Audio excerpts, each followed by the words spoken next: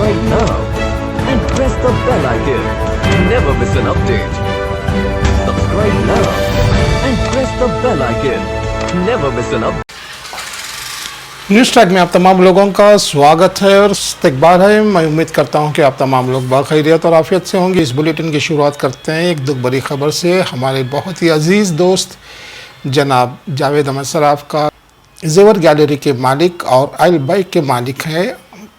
तवील अलालत के बाद उनका हार्ट अटैक की वजह से इंतकाल हो गया। वो मेरे मोहसिन थे, बहुत ही मुखलिस दोस्त थे। दोस्त ही नहीं, वो मेरे भाई की तरह थे। हमेशा से वो मेरी मदद करते आए थे और हमेशा उनके एहसानात मुझ पर बेइंतहा हैं। अगर मैं उनके एहसानों का जिक्र किया जाए तो एक बड़ी लंबी फहरिस्त है। जावेद अहमद सराफ जो मेरे बहुत ही मुखलिस दोस्त थे, बहुत ही शानदार शख्सियत के मालिक थे और हमारी दोस्ती तकरीबन 56 साल तक रही। हमारे घरेलू ताल्लुकात भी थे। अल्लाह सुब्हानहू तआला से हम दुआ करते हैं कि उन्हें करवट ब करवट जन्नतुल फिरदौस में जगह अता फरमाए और उनके लवाखीन को, अहले अयाल को सब्र जमील अता फरमाए। स्पोर्ट्स टॉक देखने वाले तमाम हमारे व्यूवर्स के लिए दीपावली की ढेर सारी शुभकामनाएं और भगवान से प्रार्थना करते हैं कि आपकी ज़िंदगी दिवाली की दीपक की तरह हमेशा हमेशा रोशन रहे और दीपावली की खुशियां आपकी जीवन भर रहें। यही हमारी प्रार्थना है, यही हमारी कामना है। अब चलते हैं न्यूज़ ट्रैक की बुलेटिन में। न्यूज़ ट्रैक की बुलेटिन में ढेर सारी खबरें हैं। सबसे पहले हम जिक्र करेंगे कि भारत एक विश्व गुरु बनने की कोशिश में लगा हुआ है। भारत हमेशा चाहता है कि वह विश्व गुरु बने और विश्व गुरु बनना इतना आसान नहीं है। सबसे पहले हमें भारत के हालात को सुधारना चाहिए। आज भारत के हालात ये हो गए हैं कि डॉलर की कीमत दिन ब दिन बढ़ती जा रही है और रुपया हमेशा गिरता जा रहा है।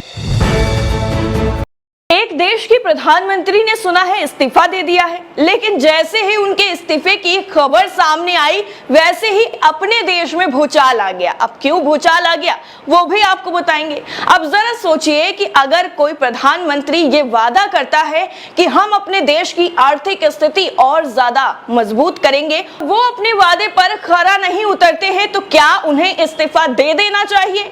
बिल्कुल दे देना चाहिए। और इसकी मिसाल जो है वो ब्रिटेन की प्रधानमंत्री ने लिख दी है। उन्होंने कहा है कि हमने जो वादे किए थे उन वादों पर हम खरे नहीं उतर पाए, हम अपने वादों को पूरा नहीं कर पाए, इसलिए हम प्रधानमंत्री का पद छोड़ते हैं और जब तक नया प्रधानमंत्री नहीं चुना जाएगा तब तक ही हम इस पद पर रहेंगे। उसके बाद जो नया प्रधानमंत्री आएगा वो अपने वादों को किस तरह से पूरा करेगा वो देखा जाएगा।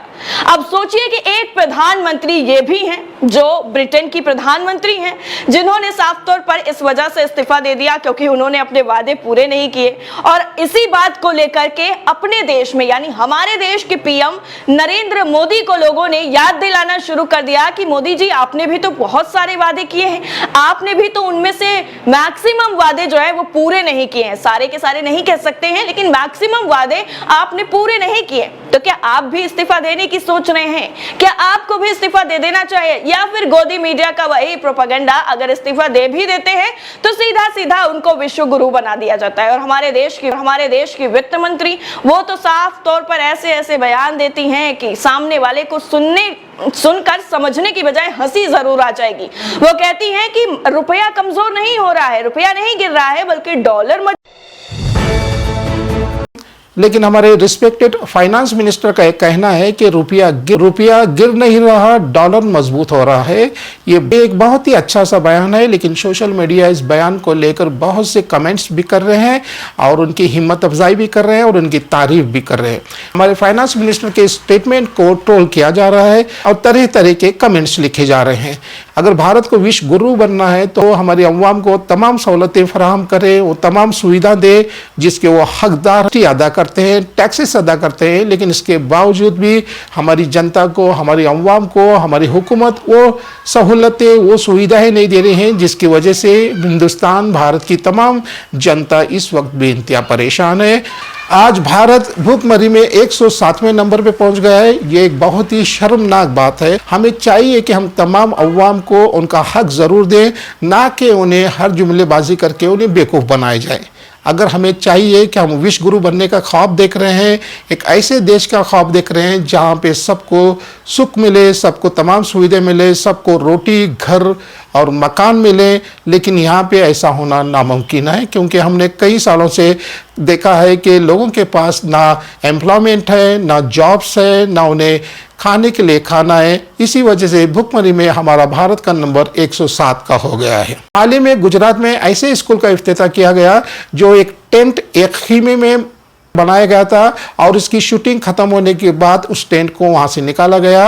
अब भारत की जनता ये जान चुकी है कि ये हुकूमत सिर्फ जुमलेबाजी पे अपना काम चला रही है, सिर्फ वो वादे तो करते हैं। उन्होंने कई वादे किए थे अवाम से 2014 से पहले, लेकिन 2014 से लेकर 2022 तक उन्होंने किसी भी वादे को पूरा नहीं किया, चाहे वो 15 लाख का वादा, 2 करोड़ से ज्यादा मुलाजिमत देने का फैसला हो, कुकिंग गैस के 214 रुपये पर सिलेंडर का वादा हो, या पेट्रोल और डीजल के पैसों में कमी यानी 35 रुपये पेट्रोल का मामला हो।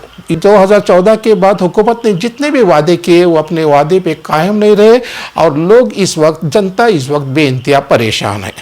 देख रहे हैं अब चलते हैं मुकामी खबरें या लोकल न्यूज़ की तरफ। अब सबसे बड़ी खबर जो लोकल न्यूज़ में गर्दिश कर रही है और वो खबर है ROB यानी railway over bridge. Railway over bridge को तामीर करने के लिए 3 साल की लंबी मुद्दत लग गई थी। तामीर करने के 24 घंटे के बाद ही इसमें ऐसे कई नुक्स पाए गए जिसकी वजह से बेलगाम की तमाम अवाम बेइंतहा परेशान है और इस ROB को लेकर सोशल मीडिया पे जोरदार ट्रोल किया जा रहा है। सोशल मीडिया पे जोरदार एक जंग सी छिड़ी हुई है। ROB के तामीर का काम बेंगलुरु की एक कंस्ट्रक्शन फर्म जिसका नाम कृषि इंफ्राटेक के नाम से एक कंपनी जानी जाती है, लेकिन मैंने इस कंस्ट्रक्शन कंपनी से राब्ता कायम किया और फोन पे जब उनसे बात हुई तो उन्होंने साफ इनकार कर दिया कि हमने बेलगाम के ROB को तामीर नहीं किया, कोई और दूसरी कंपनी है जो इस ब्रिज को तामीर किया है। बहुत सी सियासी पार्टियों ने इस बात का फायदा उठाते हुए वहां पे बहुत से डेमोन्स्ट्रेशन किए, बहुत से प्रोटेस्ट किए और वहां पे धरना देकर बैठ गए और मौजूदा हुकूमत के खिलाफ नारे भी लगाए। उद्घाटन केलेल्या 24 तास 48 आत ते त्याला भेंगाई पडले, सगळं झालं, एका रात्रीत त्यांनी मुजवले सुद्धा। पण असं करणं या बेळगावच्या लोकांच्या दृष्टीने ह्या भागाच्या जे लोक या गाडीतनं चालणाऱ्यांचं हे जीव धोक्यात आलेला आहे हे तरी त्यांनी विचार करायला पाहिजे। जेवढे पैसे खाणार ते खाल्लेलं आहे, पण आज लोकांचं जीव सुद्धा घ्यायचं तयारी आहे का तुमची, हे विचार करा। त्यासाठी मी एवढं सांगतो की या बेळगाव शहर काँग्रेसतर्फे या काँग्रेसच्या ह्याच्या वतीनं आज आम्ही जे काम केलेलं आहे, आम्ही जे रजिस्ट्रेशन केलेलं आहे, आम्ही हे मागणी करतो ह्याचा पूर्ण एन्क्वायरी व्हायला पाहिजे। केंद्र सरकारच्या आज केंद्र सरकारमध्ये पंतप्रधान बसलेले मोदी साहेबांनी सांगितलेले होते, ना खाऊंगा ना खिलाऊंगा ना देऊंगा, हे कुठे गेले त्यांचं वाक्य। देशभरामध्ये ह्या ज्या भ्रष्टाचार सुरू आहेत ह्याला कोण उत्तर देणार?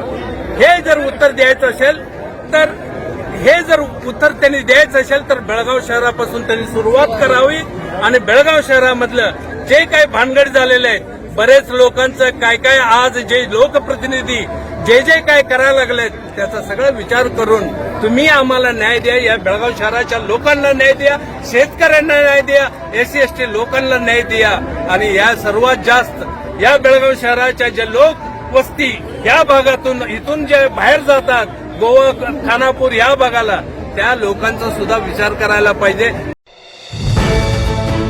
स्मार्ट सिटी जो इस काम में लगी हुई है और स्मार्ट सिटी के पास तकरीबन 900 करोड़ रुपए का बजट है, जो अब तक 871 करोड़ रुपए उन्होंने खर्च किए हैं और ये खर्च कहाँ हुए हैं बेलगाम के शहर को देखने के बाद ही हमें पता चलता है कि बेलगाम के तमाम सड़कें बारिश की वजह से बेइंतहा खराब हो गई हैं और लोगों को बेइंतहा परेशानी हो रही है। हमने इसका जिक्र कई मरतबा भी किया है, लेकिन हमारे MLAs आजकल ताशा कंपटीशन के स्पॉन्सर्स हैं, डांस के स्पॉन्सर्स हैं, लेकिन बेलगाम की सड़कों के लिए उनके पास वक्त नहीं है कि वो एक बार आए और बेलगाम की सड़कों का दौरा करें। जो ड्रेनेज सिस्टम है वो बेइंतहा खराब है, हमारा कुत्तों का है। हमने इस चैनल पे कई मर्तबा इस बात का जिक्र किया है। जब भी मुझे लोग मिलते हैं तो उन लोगों की यही शिकायत होती है कि आप कुत्तों के बारे में कुछ करें।